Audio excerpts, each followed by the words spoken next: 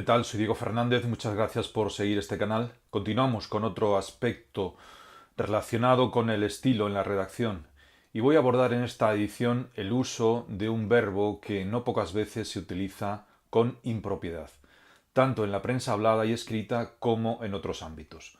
Me refiero al verbo sufrir, que se aplica a entidades no animadas, como en los casos que vamos a ver a continuación, extraídos de periódicos digitales.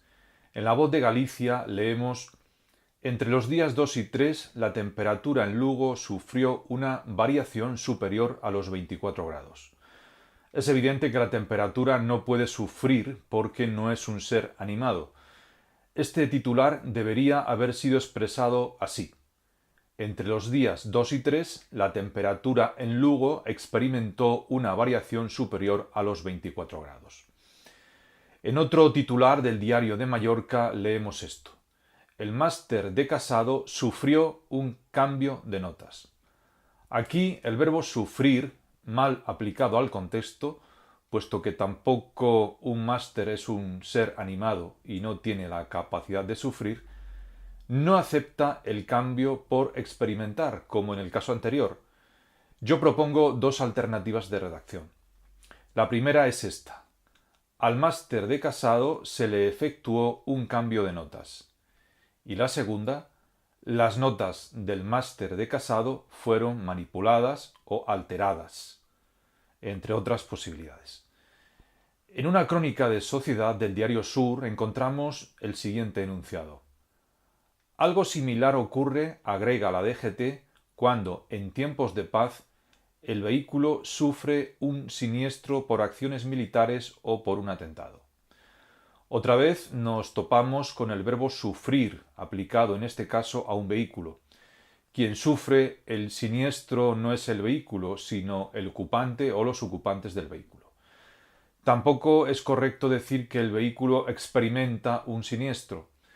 Podemos recurrir como alternativa al verbo tener y escribir: el vehículo tiene un siniestro. Pero el verbo tener se utiliza en demasiadas ocasiones y es una palabra comodín, según los casos, y muy pobre léxicamente.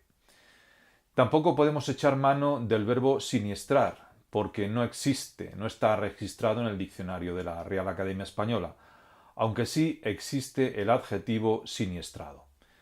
No podemos decir el vehículo se siniestra, por tanto. ¿Con qué opciones contamos entonces? Propongo la siguiente redacción: algo similar ocurre, agrega la DGT, cuando en tiempos de paz el vehículo es dañado, es destruido o es siniestrado por acciones militares o por un atentado. Se podría aceptar la corrección es siniestrado, que es voz pasiva, pese a que no existe, repito, el verbo siniestrar, pero sí el adjetivo siniestrado.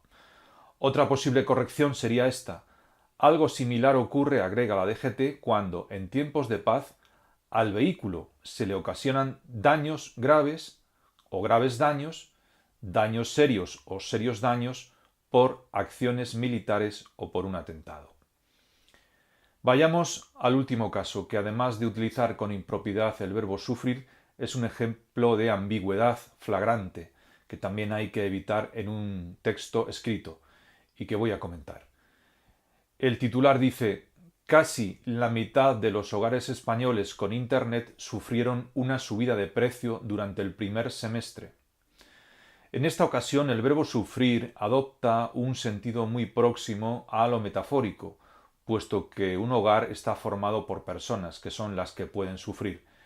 No obstante, podría mejorarse la redacción si buscamos un verbo o una expresión más objetiva. Propongo la siguiente: casi en la mitad o casi a la mitad de los hogares españoles con Internet se aplicó una subida de precio durante el primer semestre. He dicho que era un enunciado ambiguo. La ambigüedad radica en que, según está redactado, parece que a los que se aplica la subida de precio es a los hogares en sí mismos y no a las tarifas de Internet. Por lo tanto, la redacción es mejorable si finalmente escribimos esto: casi en la mitad o casi a la mitad de los hogares españoles con Internet, se aplicó una subida de precio de tarifas o en las tarifas de conexión a la red durante el primer semestre. Y por ahora esto es todo. Espero que el asunto haya sido de interés y de provecho. Muchas gracias y hasta una próxima cita.